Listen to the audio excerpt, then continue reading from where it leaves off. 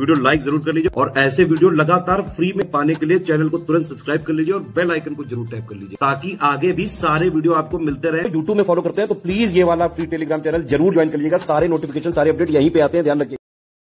नमस्कार दोस्तों, पॉलिटी का इंग्लिश मीडियम के लेक्चर में आपका स्वागत है। आप लोग हिंदी मीडियम तो मैं 5 लेक्चर करा चुका हूँ, इंग्लिश का एक ही हुआ था, तो ये दूसरा इंग्लिश का वीडियो होगा। इसमें मैंने प्लेलिस्ट बना दी है। आप हिंदी में देखना चाहते हो तो हिंदी में देखो, इंग्लिश में देखना चाहते हो इंग्लिश में देखो।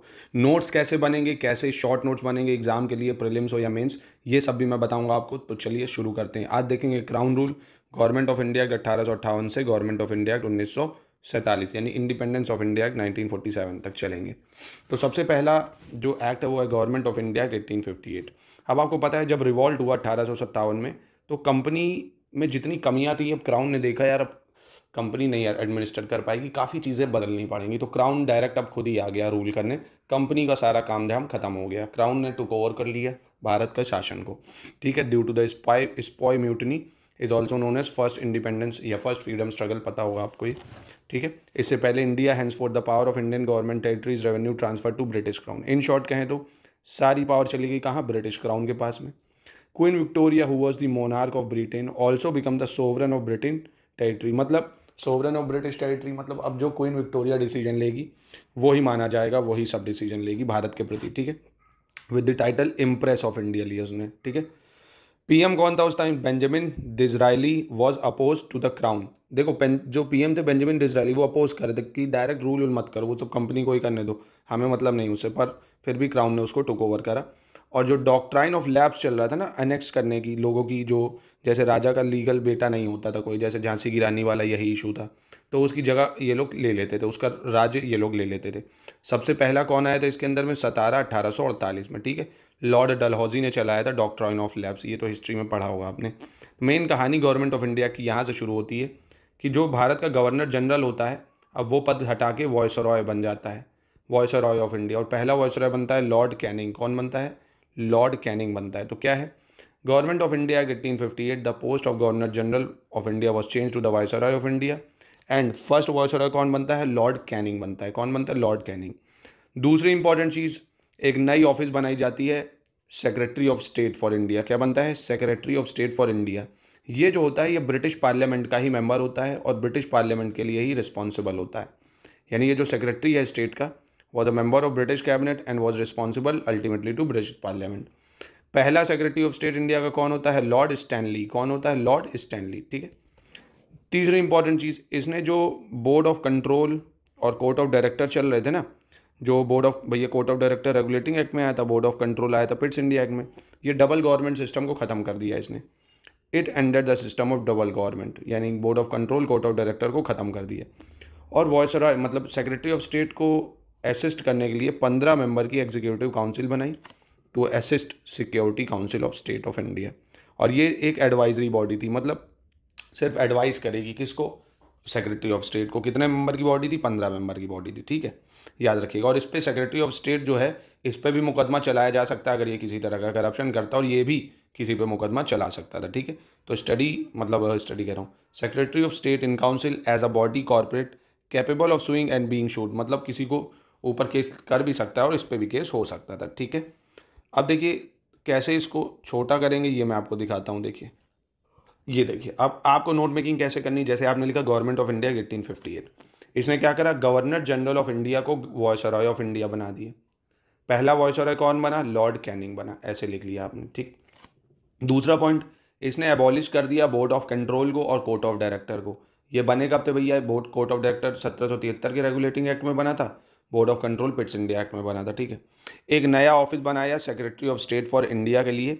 ठीक है, नया, और ये ब्रिटिश कैबिनेट का ही मेंबर है, तो रिस्पॉन्सिबल भी ब्रिटिश कैबिनेट को ही होगा, यानी ब्रिटिश पार्लियामेंट को ही रिस्पॉन्सिबल होगा, ये यहाँ से मतलब नहीं है। इसको असिस्ट करने के लिए 15 मेंबर की एग्जीक्यूटिव काउंसिल बना दी। क्या बना दी, 15 मेंबर की एग्जीक्यूटिव काउंसिल, जो कि एक पूरी तरह से एडवाइजरी बॉडी थी। कैसी थी, एडवाइजरी बॉडी। तो ये रहेगा नोट मेकिंग का तरीका। जब भी आप पढ़ें तो ऐसे पढ़ें और फिर उसके ऐसे शॉर्ट नोट बने, तो प्रीलिम्स में आपको 10 सेकंड भी नहीं लगेगा इसको रिवाइज करने में। ये स्मार्ट स्ट्रेटेजी होगी, तब हर एग्जाम प्रीलिम्स का क्लियर जरूर होगा, चाहे वो मेंस हो या प्रीलिम्स। आपके पास डाटा होना चाहिए क्रिस्प फॉर्म में। अब देखिए इंडियन काउंसिल एक्ट आता है जो 1861, उसमें बस आपको ये पॉइंट याद करने हैं। इसने शुरुआत करी भैया beginning of association beginning of associating Indians with the law making process. अब कानून बनाने में अभी तक सिर्फ और सिर्फ ब्रिटेन कई लोग शामिल थे उनकी काउंसिल में, तो अब इन लोगों ने शुरुआत करी कानून बनाने में भी धीरे धीरे इन लोगों को नॉन ऑफिशियल मेंबर की तरह ले लो, नहीं तो फिर ना रिवॉल्ट हो जाए 1857 जैसा कोई, है ना। तो इसलिए इसकी शुरुआत हुई, beginning of associating Indian as a non official member. Non official मतलब जो कैबिनेट के ऑफिशियल मेंबर होंगे ना, वो पूरी तरह से ब्रिटिश ही होंगे। नॉन ऑफिशियली मेंबर इनको दे दिया, जो मेन मीटिंग होगी उनमें इनको नहीं बुलाया जाता था, पर हाँ इनको एक लॉलीपॉप दे दिया कि ठीक है तुम भी पार्लियामेंट में आके देख लो भैया कैसे ऐसे लॉ बन रहे हैं, ठीक है। तो 3 लोगों को शामिल करा गया था। कौन कौन थे? राजा ऑफ बनारस, महाराजा ऑफ पटियाला और Sir Dinkar Rao. Raja of Banaras, Maharaja of Patiala और सर दिनकर राव, इनको शामिल करा गया। Raja of Banaras, Maharaja of Patiala, Sir Dinkar Rao को, ठीक है। अब जो बॉम्बे और मद्रास की प्रेसिडेंसी की जो कानून बनाने की शक्तियां छीन ली गई थी ना, अब इनको वो शक्तियां वापस कर दी गई। क्यों? क्योंकि भैया यहाँ इंडियंस को शामिल कर लिया है, एक तरफ से इधर शामिल करा, दूसरी तरफ से इधर डंडा मार दिया। कैरेट स्टिक पॉलिसी चलाते थे, इधर से इन लोग को गाजर दिया और पीछे से यहाँ डंडा मार दिया। बॉम्बे मद्रास वाले अब अपने हिसाब से कानून बना लेंगे, कहेंगे भैया कि वो तो वो बना रहे यार, हम क्या करें इसमें। तो इन्होंने क्या करा, लेजिस्लेटिव पावर यानी कानून बनाने की शक्ति बॉम्बे और मद्रास की वापस कर दी। एक नई लेजिस्लेटिव काउंसिल बनाई, 3 नई लेजिस्लेटिव काउंसिल बेसिकली बनाई। बंगाल में 1862 में बनाई, नॉर्थ वेस्ट प्रोविंसेस में 1886 में बनाई और पंजाब में 1897 में बनाई। बंगाल में कब बनी? 1862 में, नॉर्थ वेस्ट प्रोविंस में 1886 में, पंजाब में 1897 में, ठीक है। और वॉयसराय को पावर थी कि वो किसी भी तरह से ऑर्डिनेंस इशू कर सकता था इमरजेंसी में, और ऐसे ऑर्डिनेंस का टाइम पीरियड 6 महीने रहेगा, जो प्रेजेंट में प्रेसिडेंट के पास है। तो बोला गया वॉयसराय जो है वो क्या कर सकता है भैया, ऑर्डिनेंस बना सकता है जब भी ये काउंसिल सेशन में नहीं चल रही होंगी। तो ये पॉइंट्स आपको याद रखने इंडियन काउंसिल एक्ट में, कि इंडियंस को लेना चालू करा, Raja of Banaras, Maharaja of Patiala, Sir Dinkar Rao. Legislative power वापस कर दी बॉम्बे और मद्रास की। 3 नई लेजिस्लेटिव काउंसिल बनी बंगाल, पंजाब में और नॉर्थ वेस्ट प्रोविंसेस में 1862, 86, 97। और वॉयसराय के पास अधिकार था कि वो ऑर्डिनेंस पास कर सकता था जब भी लेजिस्लेटिव काउंसिल सेशन में नहीं चल रही होंगी। अब जैसे यहाँ आइए देखिए, अब इसी को ऐसे लिखा हुआ है, इसको मैंने क्रिस्प कर दिया था। कैसे? Indian council act 1860 was an act of British parliament made significant changes. 5th member was added to the executive function of council. Now there were 5 members to whom military law, ये आपको नहीं याद रखना है, ज़्यादा है। यहाँ से आ जाओ। इसने क्या करा, रिस्टोर कर दिया लेजिस्लेटिव पावर ऑफ गवर्नर की in presidency of Bombay and Madras. Lord Canning ने, वॉयसराय ने नॉमिनेट करे 3 इंडियंस को, किसमें? राजा ऑफ बनारस, महाराजा ऑफ पटियाला, दिनकर राव, ये बता दिया मैंने आपको, ठीक है। रिजर्व कर दिया भैया सेंट्रलाइजिंग टेंडेंसी को, मतलब 3 नई लेजिस्लेटिव काउंसिल बनाई बंगाल, नॉर्थ वेस्टर्न प्रोविंसेस और पंजाब में। टाइम मैंने लिख दिया, आपको याद रखना है 62, 86, 97 में। एक पॉइंट और ये आप याद कर लो, पोर्टफोलियो सिस्टम इंट्रोड्यूस हुआ था इंडियन काउंसिल एक्ट 1861 में, ये इंपॉर्टेंट है, पूछ सकता है पोर्टफोलियो सिस्टम का। भाई अब जैसे गवर्नमेंट अपना पोर्टफोलियो नहीं निकालती कि हम क्या क्या देंगे, इतनी मुफ्त बिजली देंगे, इतना मुफ्त इलाज देंगे, ये सब। तो ये पोर्टफोलियो सिस्टम लॉर्ड कैनिंग ने इंट्रोड्यूस करना चालू करा 1859 में। कब करा लॉर्ड कैनिंग ने पोर्टफोलियो सिस्टम चालू? 1859 में। This is also called departmental system, ठीक है, which was started by Lord Canning. Departmental system या पोर्टफोलियो सिस्टम, ये किसने चलाया? लॉर्ड कैनिंग ने 1859 में। मोस्ट इंपॉर्टेंट है, इसको मत भूलिएगा। और दूसरा देखिए, मैंने बताया वॉयसराय और governor general to issue ordinance, ठीक है। और ऐसे ऑर्डिनेंस का समय कितना रहेगा? 6 महीने तक वैलिड रहेगा। कब होगा ये? जब भी लेजिस्लेटिव काउंसिल सेशन में नहीं चल रही होगी, ठीक है। अब दूसरा आता है इंडियन काउंसिल एक्ट 1892। इसमें बस आपको ये 2 पॉइंट याद रखने हैं। इसने क्या करा भैया, अब सब लोग डिमांड कर रहे थे कि लेजिस्लेटिव काउंसिल तो बना दिए पर उसमें इंडियंस को भी तो शामिल करो, तो इन्होंने कहा ठीक है। इसने इंक्रीज करी as a non official majority, non official members जो थे उनको इसने क्या करा, इंक्रीज करा उसका number in central and provincial legislative council. अब देखिए, केंद्र में जैसे इस टाइम पार्लियामेंट है और राज्यों में उस टाइम प्रोविंसेस थी ना, तो उस हिसाब से दोनों ही की जगह पे भारतीय मेंबरों की संख्या बढ़ाई गई, किसमें? इंडियन काउंसिल एक्ट में। और उसके फंक्शंस को भी बढ़ाया गया, मतलब अब वो बजट पे डिस्कस कर सकते थे, सवाल पूछ सकते थे कि आप ऐसा कानून क्यों बना रहे हो, बजट हमारे भारतीयों के लिए कम है, टैक्स ज़्यादा क्यों लगा रहे हो। ये सब ताकत थोड़ी थोड़ी दी गई। कब दी गई? 1892 में। अब ये लोग देखिए कंटिन्यू ये सब ताकतें मांग रहे थे, तो इन लोगों ने फिर डिवीजन करने की सोची। तब आया मॉर्ले मिंटो रिफॉर्म 1909 कि हिंदू मुस्लिम को पहले अलग करो, तभी फिर सेपरेट इलेक्टोरेट आ जाएगा। देखना, जैसे इंडियन काउंसिल एक्ट 1909 को क्या बोलते हैं? मॉर्ले मिंटो रिफॉर्म भी बोला जाता है। मॉर्ले कौन थे? मॉर्ले सेक्रेटरी थे भैया, क्योंकि सेक्रेटरी का पद बड़ा होता है तो मॉर्ले पहले आएंगे। मिंटो उससे छोटा होगा तो मिंटो वॉयसराय होगा, ठीक है। अब इस रिफॉर्म में क्या हुआ, इसने जो साइज था लेजिस्लेटिव काउंसिल का, जो कानून बनाने वाली बॉडी है लेजिस्लेटिव काउंसिल, चाहे वो केंद्र में हो चाहे प्रोविंसेस में, दोनों ही जगह उसकी संख्या बढ़ाई, ठीक है। सेंट्रल में 16 से 60 मेंबर कर दिए, पहले जहाँ सेंट्रल लेजिस्लेटिव काउंसिल में 16 मेंबर होते थे, अब उसको बढ़ा के 60 मेंबर कर दिया। प्रोविंशियल लेजिस्लेटिव काउंसिल में जहाँ पे कम मेंबर थे उसको भी बढ़ा के, पर यहाँ पे नॉन ऑफिशियल मेजॉरिटी दे दी, ठीक है। नॉट यूनिफॉर्म कह दिया कि यार यहाँ चाहे जितने भी हो सकते हैं, 100 150, और मेजॉरिटी भी कह दिया तुम ही लोग रहो सारे इंडियंस यहाँ पर। कानून तो मेनली यही होगा, सेंट्रल ही बनाएगा, छोटे मोटे कानून तुम बना लो भैया कि टैक्स वैक्स जो काटना वो सब यही काटेंगे, है ना। तो आपको कुल मिला के पॉइंट याद रखना, इंक्रीज़ करेगा साइज़ लेजिस्लेटिव काउंसिल का, केंद्र में भी प्रोविंशियल में भी। केंद्र में 16 से 60 हो गया, और ऑफिशियल मेजॉरिटी अभी भी इन्होंने केंद्र में अपने पास ही रखी थी, प्रोविंसेस में दे दी नॉन ऑफिशियल मेजॉरिटी, ठीक है। इंडियंस को वॉइसरॉय की एग्जीक्यूटिव काउंसिल में शामिल कर लिया, ये बहुत इंपॉर्टेंट चीज़ थी। अभी तक इंडियंस को लॉ मेकिंग प्रोसेस में लिया गया था, अब इंडियंस को वॉइसरॉय की एग्जीक्यूटिव काउंसिल में भी लिया गया। पहले पर्सन बने सत्येंद्र प्रसाद सिन्हा, जो वॉइसरॉय की एग्जीक्यूटिव काउंसिल में शामिल हुए। कौन? सत्येंद्र प्रसाद सिन्हा, नाम याद रखिएगा, Satyendra Prasad Sinha first member to become, मतलब जो शामिल हुए वॉइसरॉय की एग्जीक्यूटिव काउंसिल में। कम्युनल रिप्रेजेंटेशन इसने चालू करा, सबसे इंपॉर्टेंट चीज़, कम्युनल रिप्रेजेंटेशन या सेपरेट इलेक्टोरेट फॉर मुस्लिम, मतलब मुस्लिम कैंडिडेट को वोट मुस्लिम ही देगा, हिंदू कैंडिडेट को वोट हिंदू देगा। मुस्लिम ना हिंदू को चुन सकता है, हिंदू ना मुस्लिम को। ये डिवीजन खेलना चालू करा, इसी की वजह से लॉर्ड मिंटो को फादर ऑफ कम्युनल इलेक्टोरेट कहा जाता है। कम्युनल इलेक्टोरेट मतलब होता है धर्म के आधार पर वोट देना, ठीक है। हिंदू मुस्लिम सिख ईसाई इन सब के आधार पर जब वोट दिए जाते हैं तो उसको बोलते हैं कम्युनल इलेक्टोरेट, जो कि बाद में अभी गवर्नमेंट ऑफ इंडिया एक्ट 1919 में और बढ़ेगा। सिखों को सिख चुनेंगे, मुस्लिम को मुस्लिम, हिंदू को हिंदू, क्रिश्चियन को क्रिश्चियन, यूरोपियन को यूरोपियन। तो इतना आपको ये इंडियन काउंसिल एक्ट में याद रखना है। देखिए एक बार अब यहाँ पढ़वाता हूँ आपको, देखो Indian council act is also known as Morley Minto reform. आपको कैसे शॉर्ट नोट्स बनाने वो मैं सिखा रहा हूँ, और सिखा दिया मैंने आपको उसमें। और लॉर्ड मॉर्ले कौन थे? सेक्रेटरी ऑफ स्टेट, और जो मिंटो थे वो कौन थे? वॉइसरॉय ऑफ इंडिया, ठीक है। समझ गया पिता? बस यहाँ पे इसको छोड़ देना है, यहाँ से दूसरे पॉइंट पे आ जाना है। Indian council act 1909 increase the size of legislative council, जैसा कि अभी दिखाया था आपको ना। कहाँ पे बढ़ाया? सेंट्रल में भी और प्रोविंशियल में भी, दोनों जगह साइज बढ़ाया। सेंट्रल में कितना कर दिया? सेंट्रल में 16 से 60 कर दिया, और मेंबर जो है प्रोविंशियल लेजिस्लेटिव काउंसिल में यूनिफॉर्म नहीं रखे, ठीक है। यूनिफॉर्म मतलब एक फिक्स नहीं है, जैसे 16 से 60 उसमें हुआ, ठीक है। अब ये सब आपको नहीं पढ़ना है, बस इतना पढ़ना है आपको। दूसरा, Indian council act 1909 retain official majority in the central legislative council, पहली चीज़, but allowed provincial legislative council to have non-official majority. In a non-elected member majority there is provincial council, ठीक है। तो ये आपको पढ़ना है। दूसरा, इन्होंने क्या करा, उसके फंक्शन को भी बढ़ाया, है ना। जो फंक्शन बढ़ाया कि भैया आप क्वेश्चन पूछ सकते हैं, रेजोल्यूशन पास कर सकते हैं बजट में। वॉइसरॉय की एग्जीक्यूटिव काउंसिल में इंडियन को शामिल करना शुरू करा। Association of Indian with executive council of viceroy, किसको लिया? Satyendra Prasad Sinha become the first Indian to join viceroy executive council, ठीक है। ये आपको याद रखना है। सेपरेट इलेक्टोरेट शुरू कर दिया भैया, जिसको क्या? मुस्लिम मुस्लिम को चुनेगा, हिंदू हिंदू को चुनेगा। Muslim member were to be elected by Muslim voters. Act legalize communalism इसने, ठीक है। और लॉर्ड मिंटो को फादर ऑफ कम्युनल इलेक्टोरेट भी कहा जाता है। तो देखिए इतने बड़े को मैंने आपको शॉर्ट में दिखाया, ये देखिए कैसे आपको शॉर्ट बनाना है, ये भी आपको सिखा दिया। इतने में हो गया, देखिए आराम से आपका, समझ रहे हो। तो पहले ऐसा नहीं, ऐसा ही करना, पहले आपको पढ़ना है आराम से, फिर आपको शॉर्ट नोट्स बना लेना है, ठीक है। अब जैसे गवर्नमेंट ऑफ इंडिया 1919 है, इसको मॉन्टेग्यू चेम्सफोर्ड रिफॉर्म भी कहा जाता है। क्या बोला जाता है? मॉन्टफोर्ड रिफॉर्म या मॉन्टेग्यू चेम्सफोर्ड रिफॉर्म। अब मॉन्टेग्यू कौन होगा? सेक्रेटरी, चेम्सफोर्ड हो जाएगा वॉइसरॉय, ठीक है। सेम वही चीज़। अब फिर बात करते हैं मॉन्टेग्यू चेम्सफोर्ड रिफॉर्म था क्या भैया? ये 1921 में आया Montagu Chelmsford reform. Montagu was the secretary, और चेम्सफोर्ड आपके क्या हो जाएंगे? वो हो गया कौन? आपके वॉइसरॉय। इसने क्या करा? जो कम्युनल रिप्रेजेंटेशन था इसने एक्सटेंड करा principle of communal representation. Sikh, Indian, Christian, Anglo Indian, European सबको देना चालू कर दिया। अभी तक सिर्फ मुस्लिमों के लिए था, इसने उसको और बढ़ा दिया, ठीक है।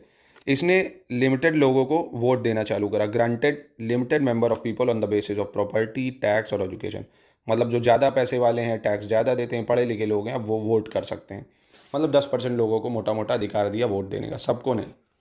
It created a new office of high commissioner for India in London. Important चीज़ है, याद रखना। हाई कमिश्नर फॉर इंडिया का एक ऑफिस बना दिया लंदन में, और ट्रांसफ़र कर दिया उसको सारी पावर जो अभी तक secretary of state for India देख रहा था। तो पूछेगा भैया हाई कमिश्नर ऑफ इंडिया कब बना लंदन में? तो गवर्नमेंट ऑफ इंडिया 1919 से बना, ठीक है।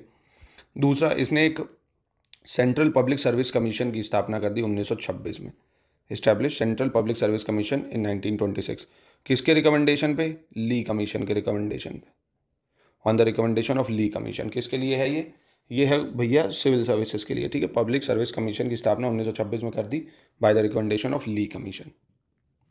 नेक्स्ट इंपॉर्टेंट चीज़, प्रोविंशियल बजट सेपरेट करा गया पहली बार from central budget. Provincial budget को सेंट्रल बजट से सेपरेट कर दिया गया, ठीक है।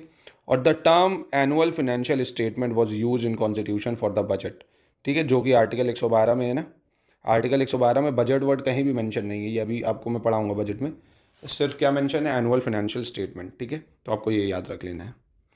दूसरा मोस्ट इंपॉर्टेंट चीज़ जो है, जो concept of double government system, जिसको बोला जाता है डायरकी। क्या बोला जाता है, डायरकी। इसने क्या करा कि जो सब्जेक्ट है, मतलब जिसमें कानून बनेंगे, उन सब्जेक्ट को इसने दो पार्ट में डिवाइड करा। यहाँ से समझो ये चीज़। इसने देखो क्या करा, सेंट्रल सब्जेक्ट मतलब केंद्र जिन सब्जेक्ट में कानून बना सकती है, और प्रोविंशियल सब्जेक्ट, इसको दो पार्ट में अलग कर दिया। अब प्रोविंशियल में इसने डायरकी लगा दी। डायरकी मतलब होता है डबल गवर्नमेंट ड्यूअल रूल। कहाँ पे लगाया, पूछेगा आपसे, गवर्नमेंट ऑफ इंडिया 1919 में कहाँ पे डायरकी लगाई गई, तो प्रोविंसेस में लगाई गई, क्योंकि बाद में 1935 में इसको सेंटर में लगा दिया जाएगा। तो होता क्या है, कॉन्सेप्ट समझो। इसको प्रोविंशियल सब्जेक्ट को भी दो भाग में बांटा जाता है, एक ट्रांसफर्ड सब्जेक्ट होता है और दूसरा रिजर्व सब्जेक्ट होता है। ट्रांसफर्ड और रिजर्व, ठीक है। अब ट्रांसफर सब्जेक्ट को देखेगा governor with responsible to the minister of his, मतलब इस जितने भी इसमें सब्जेक्ट हैं ये गवर्नर देखेगा, पर जिम्मेदार होगा वो अपने मिनिस्टर्स के प्रति, जवाबदेही होगी। और जो रिजर्व सब्जेक्ट होंगे वो गवर्नर ही देखेगा वो भी, पर वो without responsible to legislative council, मतलब किसी भी तरह से जिम्मेदार वो नहीं होगा। इसमें भैया क्या है, उसके पास मंत्री हैं जो उनके साथ मिलकर इसका काम कर लेगा। जैसे मान लो पीएम, ठीक है, पीएम जो है अपनी जिम्मेदारी लेता है सारे मंत्रियों से, उस तरह से। और रिजर्व सब्जेक्ट में गवर्नर करेगा विदाउट रिस्पॉन्सिबल, ठीक है। तो ये दो तरीके में डिवाइड होता है किसमें, डायरकी में। और इंपॉर्टेंट चीज़, बाईकैमरलिज्म स्टार्ट कर दिया। इंट्रोड्यूस्ड बाईकैमरलिज्म मतलब दो हाउस होंगे, एक अपर हाउस जो आज आप देखते हो ना, लोकसभा राज्यसभा, ये यहीं से आया, और दूसरा है लोअर हाउस। ये शुरू करा था गवर्नमेंट ऑफ इंडिया 1919 में। क्या शुरू कर दिया, बाईकैमरलिज्म इंट्रोड्यूस कर दिया। एक अपर हाउस होगा, दूसरा लोअर हाउस होगा। डायरेक्ट इलेक्शन मैंने अभी आपको बता ही दिया, लिमिटेड लोगों को वोट देने की पावर दे दी गई, जो टैक्स ज़्यादा देंगे, प्रॉपर्टी जिनके पास ज़्यादा होगी, या जो एजुकेटेड ज़्यादा होंगे। और एक चीज़ करी कि 6 में से 3 आउट ऑफ 6 मेंबर, 6 में से 3 मेंबर जो है वॉइसराय की एग्जीक्यूटिव काउंसिल में, वो इंडियन होने चाहिए। 6 में से 6 मेंबर जो, मतलब 6 में से 3 मेंबर जो है वो कैसे होने चाहिए, इंडियंस होने चाहिए। एक्सटेंड करा इसने separate electorate for Sikh, Christian etcetera, इसमें भी और बढ़ा दिया। अभी आपको बताया न्यू ऑफिस बनाया था high commissioner for India in London में, ठीक है। इस्टेब्लिश करा इसने पब्लिक सर्विस कमीशन। क्या इस्टेब्लिश कर दिया, पब्लिक सर्विस कमीशन 1926 में। सेपरेट कर दिया प्रोविंशियल बजट को फ्रॉम सेंट्रल बजट से, मतलब यहाँ के लिए अब अलग बजट पास होगा, यहाँ के लिए अलग बजट पास होगा। Appointment of statutory commission after 10 years, जो नहीं अभी देखो 1919 में है, अब 10 साल बाद यानी 1929 में कहा एक बॉडी बनेगी जो बताएगी कि ये संविधान ठीक से काम कर रहा है कि नहीं, भारत को नए संविधान की ज़रूरत किस हिसाब से है, ठीक है। पर ये आपको पता हो 1927 में ही आ गया था साइमन कमीशन, जिसके खिलाफ काफ़ी विरोध भी हुआ था, वो हिस्ट्री में मैं आपको पढ़ा दूंगा, समझे। अब एक बार यहाँ से पढ़ लो। देखो इसने क्या करा, यहाँ से देखो, इसने डिवाइड करा प्रोविंशियल सब्जेक्ट को 2 पार्ट में, transferred subject, reserve subject. Transferred subject were to be administered by governor with the aid of minister, aid मतलब उसकी मदद से, minister responsible to legislative council. और जो रिजर्व सब्जेक्ट होंगे, the reserve subject on the other hand were to be administered by governor and his executive council without being responsible to the legislative council, ठीक। इसी dual scheme of governance को बोला गया dyarchy. क्या बोला गया, dyarchy. A term derive from Greek, ये कहाँ से लिया गया, ग्रीक से लिया गया टर्म, ठीक है। और concept of double government system, इसी को डायरकी बोला जाता है, याद रखिएगा। नेक्स्ट देखिए क्या हुआ, इसने गवर्नमेंट ऑफ इंडिया रिलैक्स कर दिया central control over provinces by demarcating, separating central and provincial subject बताए ना, अलग अलग कर दिए। अब यूनिटरी गवर्नमेंट क्या होती है, देखो जो सेंट्रल गवर्नमेंट होती है उसी को यूनिटरी गवर्नमेंट बोलते हैं। यानी it is a system of governance in which the state have limited power and the main power of governance remain with the centre. Unitary government जैसे आप देखते हो ना वहाँ चलती है दूसरे देशों वगैरह में, फ्रांस में है ना, तो सिर्फ सारी पावर उन्हीं के पास है। फेडरल गवर्नमेंट जहाँ पे डिवीजन ऑफ पावर होता है, जैसे हमारे के यहाँ है, केंद्र के पास भी शक्ति हैं, राज्यों के पास भी शक्ति हैं। तो ये तो प्रेजेंट फॉर्म है, अभी आगे पढ़ेंगे। इसने इंट्रोड्यूस करा देखो बाईकैमरलिज्म, जो मैं आपको बता चुका हूँ। डायरेक्ट इलेक्शन शुरू कर दिया कंट्री में, ठीक है। बाईकैमरलिज्म का मतलब अपर हाउस और लोअर हाउस बना दिया, ठीक। 10 साल बाद बोला है कि स्टैट्यूटरी कमीशन बनाया जाएगा, तो देखेगा कि क्या रिस्पॉन्सिबल गवर्नमेंट देनी चाहिए या नहीं देनी चाहिए, ठीक है। ठीक है, आई होप आप समझ गए हो कि कैसे आपको नोट मेकिंग करनी है, ठीक है। ये इंपॉर्टेंट है काफ़ी आपके एग्जाम के लिए। अब गवर्नमेंट ऑफ इंडिया 1935 का आपको नोट्स बनाना है, जैसे मैंने आपको अभी शॉर्ट फॉर्म में बताया ना, ये वाला आप एक बार प्लीज़ ट्राई करके देखिए। कोई दिक्कत आती है तो आप मुझसे कमेंट में पूछ सकते हो आप, ठीक है।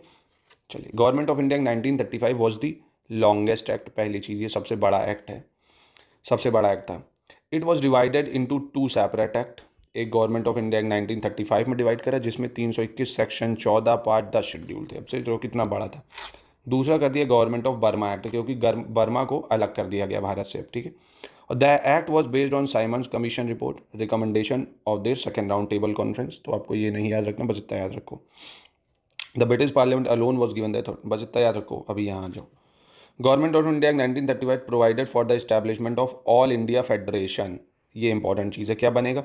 ऑल इंडिया फेडरेशन, जिसमें जितने भी प्रोविंसेज हैं भारत की, जैसे अभी मान लो ऑल इंडिया फेडरेशन में जितने भारत के स्टेट हैं, यूटीज है, सब आ जाएंगे। यही उस टाइम भी बना, एक ऑल इंडिया फेडरेशन बनाया गया और शक्तियों का डिवाइड करा गया, मतलब पावर का डिवीजन करा गया, सेंटर और जितने भी प्रोविंसेस हैं। फेडरल लिस्ट बनाई गई, मतलब जिसमें केंद्र कानून बनाएगा। प्रोविंशियल लिस्ट बनाई गई जिसमें जो प्रोविंसेस है वो कानून बनाएंगी, और कंकरेंट लिस्ट बनाएगी जिसमें दोनों पावर बनाएंगे। अब जो तीनों में नहीं आता उसको रेसिडरी पावर बोला गया, वो कानून वॉइसरॉय उस पर बना देगा, ठीक है। रेसिडरी पावर किसको दिया गया? वॉइसरॉय को दिया गया। पर federation never came into being as the princely state did not join it. Federation बन नहीं पाया क्योंकि जो राजा लोग थे ना, उन्होंने इसको ज्वाइन नहीं करा था, ठीक है। तो ये कॉन्सेप्ट बन नहीं पाया। दूसरा, जो अभी मैंने प्रोविंसेस में डायरकी बताई ना, प्रोविंशियल ट्रांसफर्ड और रिजर्व सब्जेक्ट, प्रोविंसेस से डायरकी को ख़त्म कर दिया गया और प्रोविंसेस में ऑटोनॉमी दे दी गई कि भैया आपको जो करना है अपने मन से करते रहिए। और डायरकी को इंट्रोड्यूस करा गया सेंटर में। The governor head of executive, dyarchy introduce करी गई कहाँ पे? सेंटर में। क्या बोला मैंने, क्या आप समझे? गवर्नमेंट ऑफ इंडिया 1935 से अभी तक 3 पॉइंट कि एक ऑल इंडिया फेडरेशन बना है सर, ठीक है, पर बन नहीं पाया पूरी तरह से क्योंकि प्रिंसली स्टेटों ने ज्वाइन नहीं करा। 3 लिस्ट में सब्जेक्ट को डिवाइड करा गया, central list, provincial list, concurrent list, और जो बचे हुए पावर थे रेसिडरी पावर, वो गवर्नर जनरल या वॉइसरॉय को दी गई। प्रोविंशियल से डायरकी हटाई गई, ऑटोनॉमी दे दी गई, और डायरकी जो है वो सेंटर में लगा दी गई, ठीक है। This provision did not came into effect at all, पर ये प्रोविजन भी लग नहीं पाया था, ठीक है, ये प्रोविजन भी लग नहीं पाया। अब इसको भी पता है आपको ना, डायरकी का सिस्टम क्या है, एक रिजर्व सब्जेक्ट चलेगा और एक transferred subject. Reserve subject were controlled by governor general with the help of their ministers, वही सेम चीज़ जो उसमें चला था। और नॉन रिजर्व जो होंगे ट्रांसफर्ड सब्जेक्ट, वो गवर्नर करेगा विद रिस्पॉन्सिबल, मतलब विदाउट रिस्पॉन्सिबल, ठीक है। Bicameralism was introduced in 6 provinces. अभी देखो, गवर्नमेंट ऑफ इंडिया 1999 में बाईकैमरलिज्म इंट्रोड्यूस करा था, अभी सिर्फ यहाँ पे 6 जगह पे बाईकैमरलिज्म कर दिया, अभी सिर्फ केंद्र में आया था। अब 6 प्रोविंसेज में भी बाईकैमरलिज्म कर दिया, मतलब 2 सदन, अपर हाउस लोअर हाउस। कहाँ कहाँ? 11 में से 6 जगह सिर्फ करा, ये इंपॉर्टेंट है, याद रखना। 11 प्रोविंसेज थी, उनमें से 6 प्रोविंसेज में बाईकैमरलिज्म कर दिया। बंगाल में, बॉम्बे में, मद्रास में, बिहार में, असम और यूनाइटेड प्रोविंसेस, ठीक है। बंगाल, बॉम्बे, मद्रास, बिहार, असम, यूनाइटेड प्रोविंसेस, याद रखना है आपको। For centre a bicameral federal legislature would be establish for 2 houses. तो ये तो आपको नहीं, बस इतना याद रखो कि बाईकैमरलिज्म इंट्रोड्यूस कर दिया। दूसरा, the act was setting of federal public service commission. क्या बोला इसने? फेडरल पब्लिक सर्विस कमीशन बनना चाहिए, जिसकी वजह से आपको पता होगा आरबीआई बना, फेडरल पब्लिक सर्विस कमीशन बना, काफ़ी चीज़ें इसकी बता रहा है इस्टेब्लिश हुई, ठीक है। तो पब्लिक सर्विस कमीशन बना, प्रोविंशियल पब्लिक सर्विस कमीशन बना, जॉइंट पब्लिक सर्विस कमीशन बना, फेडरल कोर्ट बना और आरबीआई बना इस एक्ट के थ्रू। ये आपको याद रखता है, आरबीआई वगैरह जो है गवर्नमेंट ऑफ इंडिया 1935 के थ्रू ही बने। बर्मा अलग हो गया 1937 से भारत से। और गवर्नमेंट ऑफ इंडिया एक्ट ने अबॉलिश कर दिया जो सेक्रेटरी ऑफ स्टेट चल रहा था ना, जो बना था गवर्नमेंट ऑफ इंडिया 1858 से, उसको हटा दिया। और इससे पहले वाले एक्ट में 1919 में क्या बनाया था? हाई कमीशन बनाया था लंदन में, ठीक है। फेडरल कोर्ट की स्टैब्लिशमेंट करी 1 अक्टूबर 1937 को, फेडरल कोर्ट की स्टैब्लिशमेंट। मैक्यूरी गायर was it's first chief justice. First chief justice किसको बनाया? मैक्यूर्सी गायर, माउरिसी गायर, एक्चुअली नाम ही अजीब है इनके, माउरिसी गायर को बनाया गया, ठीक है। माउसी याद रख लो यार आप, माउसी गायर। तो फेडरल कोर्ट कब बना? याद रखना 1937 में बन गया, ठीक है। 2 अदर जज कौन थे इसके? शाह मोहम्मद सुलेमान, एमर जैकात, ठीक है। इसने सुप्रीम कोर्ट ऑफ इंडिया जो था वो जब तक इस्टेब्लिश हुआ, मतलब वो फंक्शन शुरू करेगा 28 जनवरी 1950 से, उससे पहले सारा काम फेडरल कोर्ट देख रहा था, ठीक है। याद रखना, बस इतना आप याद रखो, बहुत है। एक बस और याद रखो, गवर्नमेंट ऑफ इंडिया एक्ट 1935 ने 10% लोगों को क्या दिया? Right to vote. कितने परसेंट लोगों को? 10% लोगों को राइट टू वोट दिया। तो ये प्रोविजंस आपको याद रखने, बस शॉर्ट में बना लोगे, पट्टे से बन जाएगा कि ऑल इंडिया फेडरेशन बना, 2 सेपरेट एक्ट बनाए गए, डायरकी प्रोविंस से हट के केंद्र में लग गई, यही ज़्यादा पूछा जाता है आपसे। और आपका 6 प्रोविंसेज में बाईकैमरलिज्म बना आउट ऑफ 11। कहाँ कहाँ 6 में? ये आप याद रखो, बंगाल, बॉम्बे, मद्रास, बिहार, असम, यूनाइटेड प्रोविंसेस। इसी से आपका काम बन जाएगा, आई गारंटीड, 100% कह रहा हूँ। चलो अब देखते हैं इंडिपेंडेंस ऑफ इंडिया एक्ट। कह रहा है Indian independence bill introduce by British parliament 1947 को and receive the royal assent on 18 July 1947. The act came into force on 15 August 1947. Prime minister of UK कौन था उस time? Clement Attlee. Introduce 20 February 1947 that British government would grant self government to British India. मतलब उन्होंने बोला था कि British सरकार जो है भारत सरकार को सेल्फ रूल दे देगी by June 1948 at the latest. Attlee की अनाउंसमेंट क्या थी? Attlee announcement was followed by the agitation by Muslim League. उनकी भी डिमांड थी कि भैया पार्टीशन करो कंट्री की. तो इसलिए अब आपको पता होगा 3 जून 1947 को फिर पार्टीशन प्लान जब आएगा, British government made it clear that constitution framed by constitution assembly of India can not apply to those parts of the country which were unwilling to accept it. मतलब जो भारत का संविधान है वो सिर्फ वहीं लगेगा जो चाहते होंगे. ठीक है. On the same day 3 June Lord Mountbatten viceroy जो थे उन्होंने पार्टीशन प्लान लगाया. पार्टीशन प्लान आपको याद रखना है 3 जून 1947. शॉर्ट नोट्स आप बनाओगे इन दोनों के. The plan was accepted by Congress and Muslim league. दोनों ही ने एक्सेप्ट कर लिया. ठीक है. This act partition British India into the 2 new independent dominion. मतलब एक इंडिया बनेगा एक पाकिस्तान बनेगा. एम्पावर कर दिया कॉन्स्टिट्यूशन असेंबलीज को कि अपने 2 डोमिनियन के लिए अडॉप्ट करो आप कॉन्स्टिट्यूशन जैसा आपको बनाना हो. ठीक है. Including the independence of India act. The constitution assembly were empowered to legislate for their respective dominion till the new constitution were drafted and enforce. कि मतलब जब तक नया कॉन्स्टिट्यूशन ना बन जाए आप लोग इसी कॉन्स्टिट्यूशन ब्रिटिश इंडिया के तहत, मतलब जो ब्रिटिश ने कानून बनाया इसी के तहत आप इसको गवर्न कर लीजिए. No act of British parliament passed after 15 August 1947. मतलब 15 अगस्त 1947 के बाद कोई भी एक्ट नहीं आया इसका. Indian independence act 1947 ended the British rule in India and declare India as an independent and sovereign state. It proclaim the lapse of British paramountcy over the Indian princely state and treaty. मतलब कहने का समझे एक ही बात है कि भैया independence of India से ब्रिटिश खत्म हो गए, अब यहाँ से भारत का रूल चालू हो गया. पार्टीशन हो गया इंडिया और पाकिस्तान का 2 पार्ट में. इंडिया जो है अब गवर्न करेगी अपने अपने कॉन्स्टिट्यूशन के हिसाब से, ये कहना चाह रहा है. Provide the governance of each dominion and provinces until the framing of constitution by government of India 1935. मतलब जब तक अपना अपना संविधान नहीं बन जाएगा सरकारें जो हैं वो गवर्नमेंट ऑफ इंडिया एक्ट 1935 के तहत रूल करेंगी. यहाँ से आइए, इसने एबॉलिश कर दिया office of secretary of state for India जो बना था secretary of state for India, इसको ऑफिस कर दिया और ट्रांसफर कर दिया इस function to secretary of state for commonwealth affairs. Office of viceroy भी खत्म हो गया, office of secretary of state भी खत्म हो गया. जो पोस्ट बनी थी सेक्रेटरी ऑफ स्टेट की गवर्नमेंट ऑफ इंडिया 1858 में बनी थी. ठीक है. Provided each dominion a governor general. दोनों को एक गवर्नर जनरल दिया गया जो कि ब्रिटिश किंग अपॉइंट करेगा. ठीक है. इंडिया को भी पाकिस्तान को भी. इसने ये करा कि गवर्नर जनरल जो है इंडिया का and the provincial governor as constitutional head of the state they were made to act on the advice of respective council of minister in all matters. मतलब एक गवर्नर जनरल दिया गया जो भारत सरकार अब बोलेगी वही करेगा. ठीक है. दूसरा, डिसकंटिन्यूड कर दिया गया appointment to civil services and reservation of post by secretary of state for India. जो यूरोपियन के लिए पोस्ट रिजर्व करी गई थी उन सबको क्या कर दिया गया? हटा दिया गया. The member of civil services appointed before 1947 would continue to enjoy all benefit that they were entitled to them. ठीक है. मतलब कुल मिला के आपको इसमें इस एक्ट में इतना कुछ खास नहीं, बस आपको याद रखना भैया. क्या याद रखना मैं शॉर्ट में बताता हूँ. सबसे पहले इसने बोला इंडिया इंडिपेंडेंट हो गया 15 अगस्त 1947 को, पहली चीज़.